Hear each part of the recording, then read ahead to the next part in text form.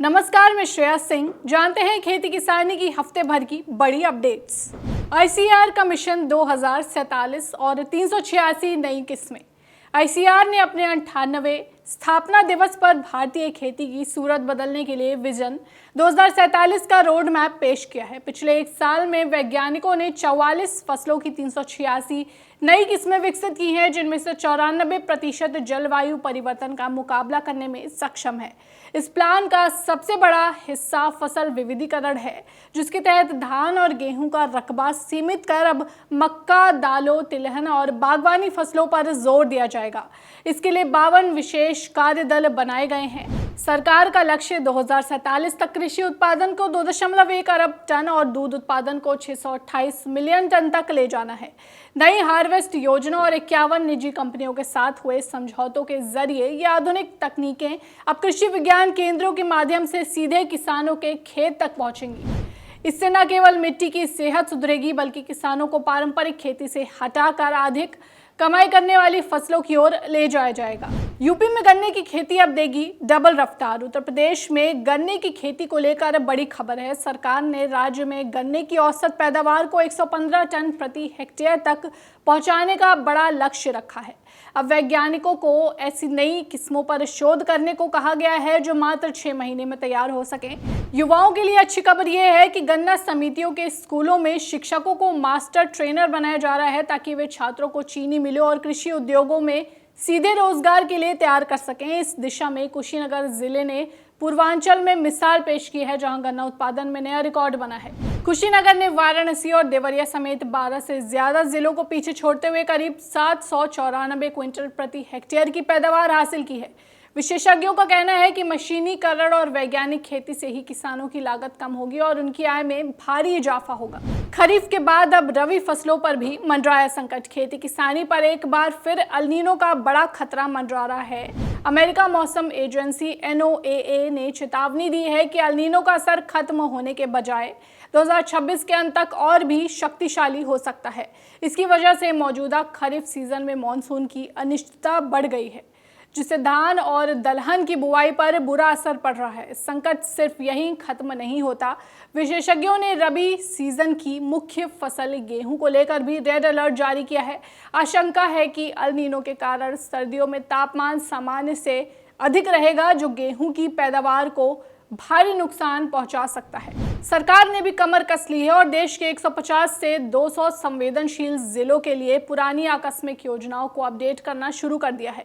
कृषि वैज्ञानिकों ने किसानों को सलाह दी है कि वे मौसम के पूर्वानुमान पर लगातार नजर रखें और कम पानी व सूखे सहन करने वाली किस्मों को ही प्राथमिकता दें।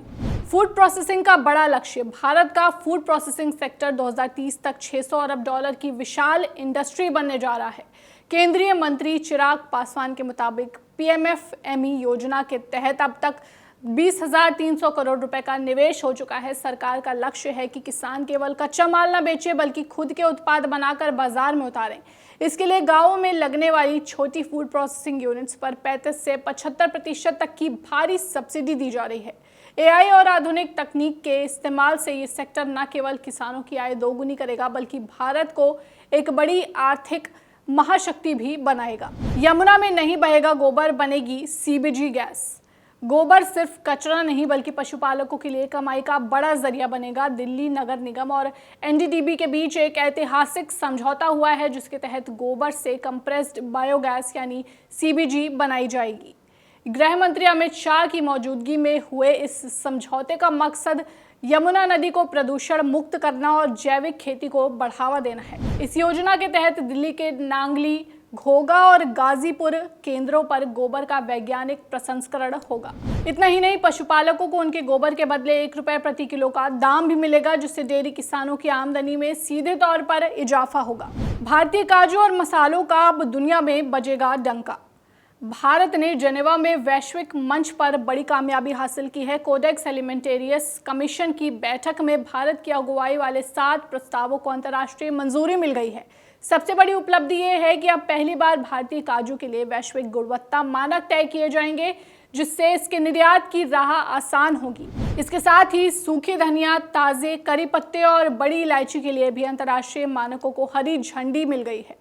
इन वर्ल्ड क्लास मानकों के बनने से भारतीय किसानों और निर्यातकों को विदेशी बाजार में अपनी फसल के बेहतर दाम मिलेंगे और व्यापार में आने वाली तकनीकी रुकावटें पूरी तरह खत्म होंगी। भारत के जूट को मिलेगी अब नई उड़ान। केंद्रीय कृषि मंत्री शिवराज सिंह चौहान ने कोलकाता में जूट सेक्टर की तस्वीर बदलने के लिए एक व्यापक रोड मैप का आह्वान किया है। उन्होंने वैज्ञानिकों और किसानों के साथ मिलकर पैदावार बढ़ाने पर जोर दिया और लक्ष्य रखा कि 2047 तक इसे 45 क्विंटल प्रति हेक्टेयर तक ले जाया जाए। कृषि मंत्री ने कहा कि नई तकनीकें और मशीनें लैब से निकलकर सीधे किसानों के खेतों तक पहुंचनी चाहिए ताकि लागत कम हो। साथ ही बिचौलियों को खत्म करने और पश्चिम बंगाल को जूट बीज का नया हब बनाने की भी घोषणा की गई, जिससे भारत दुनिया में जूट प्रोडक्ट्स का बड़ा निर्यातक बन सके। भारतीय डेयरी के लिए अब यूरोप के बाजार की बारी। भारतीय डेयरी उत्पादों के लिए अब यूरोप के दरवाजे खुल चुके हैं। केंद्रीय मंत्री राजीव रंजन सिंह ने बताया कि सरकार अगले 2 साल में 9 राज्यों और 2030 तक पूरे देश को खुरपका मुंहपका रोग यानी FMD से मुक्त करेगी। इस बीमारी के खत्म होते ही भारतीय दूध के लिए अरबों रुपए का वैश्विक बाजार तैयार हो जाएगा। पशुओं की निगरानी के लिए 38 करोड़ जानवरों को डिजिटल टैग दिए गए हैं और अब टीकाकरण की पुष्टि OTP के जरिए होगी। साथ ही रिकॉर्ड मछली निर्यात और उड़ीसा को झींगा पालन का हब बनाकर भारत अपनी आर्थिक ताकत और मजबूत करेगा। अब कचरे से भी होगी करोड़ों की कमाई। बक्सर के राजकिशोर सिंह ने धान की भूसी और पराली से बायोकोल बनाकर 2 करोड़ का बिजनेस खड़ा किया है। ये ग्रीन फ्यूल उद्योगों के लिए कोयले का नया रास्ता और पर्यावरण अनुकूल विकल्प बन गया है। इस ऑटोमेटिक प्लांट से न केवल पराली की समस्या खत्म हो रही है बल्कि गांव के 30 लोगों को स्थायी रोजगार भी मिला है। इस मॉडल के बारे में अधिक जानकारी के लिए डिस्क्रिप्शन बॉक्स में दिए गए लिंक पर क्लिक करें। चलिए अब बात मौसम के हाल पर। पूर्वी भारत, पूर्वोत्तर राज्यों, पूर्वी उत्तर प्रदेश, पश्चिमी हिमालय क्षेत्र में बेहद मानसून सक्रिय रहेगा, जिससे कई जिलों में भारी से अत्यंत भारी बारिश होने की संभावना है। वहीं उत्तर पश्चिम भारत में कि मैदानी इलाकों में मौसम गर्म और उमस भरा बना रहेगा। अत्यंत भारी बारिश का अलर्ट अरुणाचल प्रदेश के कई जिलों में 50 मिलीमीटर से 200 मिलीमीटर तक अत्यंत भारी बारिश का रेड अलर्ट जारी किया गया है।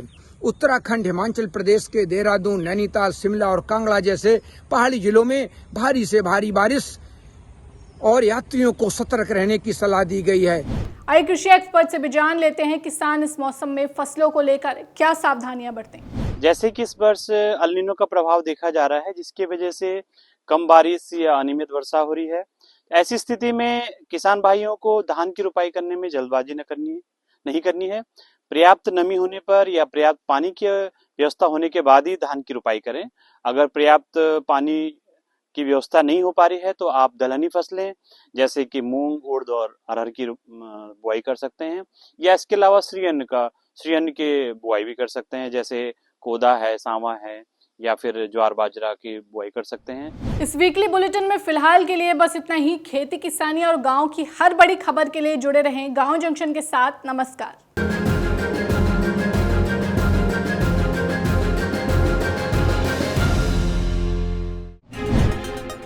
गांव जंक्शन को सभी सोशल मीडिया प्लेटफॉर्म्स पर फॉलो करें।